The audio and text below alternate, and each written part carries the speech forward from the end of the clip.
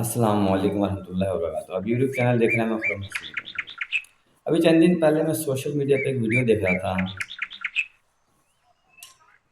Definitely مولوی صاحب ہی تھے کوئی. وہ کہہ رہے تھے کہ اس مرد کی دعائیں اس گھر میں دعائیں کبھی قبول نہیں ہوتی جس گھر میں زبان کی تیز عورت ہو. صحیح ہے نا. اور مرد جب تک اس کو چھوڑ نہ دے، طلاق نہ دے دے، ڈائیورس نہ دے دے، تب تک اس مرد کی اس گھر کی دعائیں قبول نہیں ہوتی. یہ بہت بڑی بات ہے. یہ بہت بڑی بات ہے. اللہ پاک نے اگر کسی حلال چیز کو ناپسند کیا نا ناپسند کیا بہت زیادہ، تو وہ طلاق ہے. وہ طلاق ہے. میں حیران ہوں کہ مولوی صاحب نے ہمیں وہی بات ہے، ٹرک کی لال بتی کے پیچھے لگا رکھا ہے ہمیں کہ جی بس جو مولویوں نے کہہ دیا بھائی وہ مولوی عالم ہے، کیا وہ فتویٰ دے سکتا ہے؟ اچھا، ان سب کوالٹیز کے بعد بھی کیا وہ اتنا آبجیکٹیو ہے کہ وہ دین سے ریلیٹڈ بات کرے، اپنے مطلب سے ریلیٹڈ بات نہ کرے؟ کیا وہ اس قابل ہے کہ فیئر بات کرے گا وہ؟ ہم کبھی یہ نہیں سوچتے، کبھی یہ نہیں سوچتے.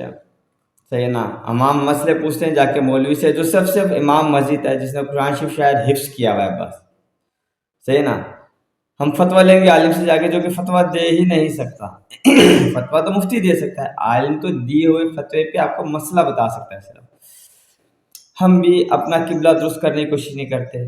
تو میں تو بالکل اس بات سے اگری نہیں کرتا، اور مجھے بالکل اتفاق نہیں اس بات سے کہ اس گھر کی دعائیں قبول نہ ہوتی ہوں. ہاں، یہ کہا جا سکتا ہے کہ اگر عورت زبان کی تیز ہے یا اپنے میاں کے آگے بہت زیادہ بولتی ہے، آرگیومنٹس کرتی ہے، اس سے بحث کرتی ہے، صحیح ہے نا، تو اس عورت کی دعائیں قبول نہیں ہوتی. یہ بات اگری کی جا سکتی ہے کہ اللہ پاک نے فرمایا ہے کہ بیوی کو میاں کے آگے خاموش ہو جانا چاہیے.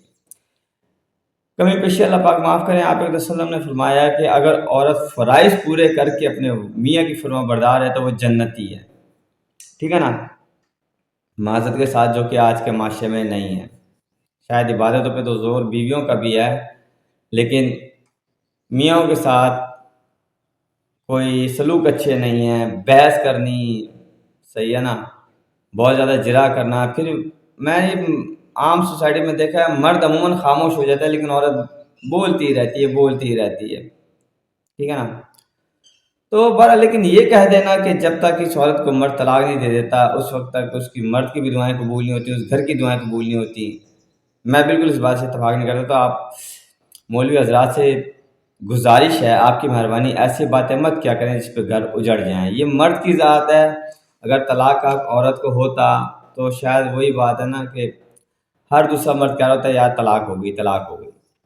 یہ تو اللہ پاک نے مرد کو حق دیا ہے کہ وہ برداشت کرتا ہے، وہ جھیلتا ہے آخری ٹائم تک، وہ آخری وقت تک جھیل رہا ہوتا ہے کہ نہیں یار لے کر چلنا ہے. وہ دیکھ رہا ہوتا ہے کہ اس عورت کو نہیں پتا کہ اس کے نتائج کیا نکلیں گے. اس کو نہیں پتا یہ جو کر رہی ہے اس کی وجہ سے میں کتنا ایگزاسٹ ہوں. یہ جس تکلیف سے میں گزر رہا ہوں اگر اس تکلیف کو میں اتار کے پھینکوں گا تو یہ کتنے بڑے عذاب میں آ جائے گی عورت، اس کو اندازہ نہیں ہے. تو بہتر ہے یہ تکلیف یہ میں جھیلتا رہوں. ہے نا.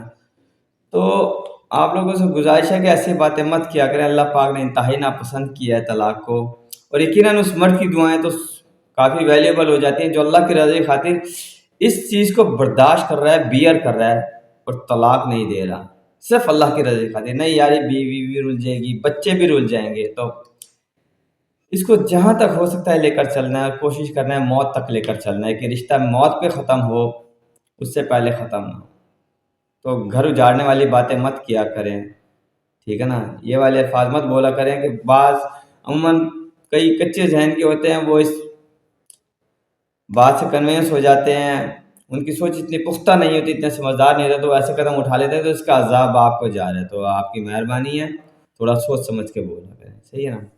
فارورڈ ضرور کیجیے گا. اور اسلام میں میرا نہیں خیال، میں اس بات سے ذرا اتفاق نہیں کرتا کہ اسلام میں کوئی ایسا ہے. ہاں میں پھر کہوں گا کہ یہ ضرور ممکن ہے کہ وہ عورت جو میاں کے آگے بولتی ہے، بدتمیزی کرتی ہے، صحیح ہے نا، وہ عورت کی دعائیں قبول نہیں ہو رہی یا اس کے گھر میں خوشحالی نہیں آ رہی، تو اس کی وجوہات وہ عورت ضرور ہو سکتی ہے. میں اس بات سے بالکل اتفاق کروں گا.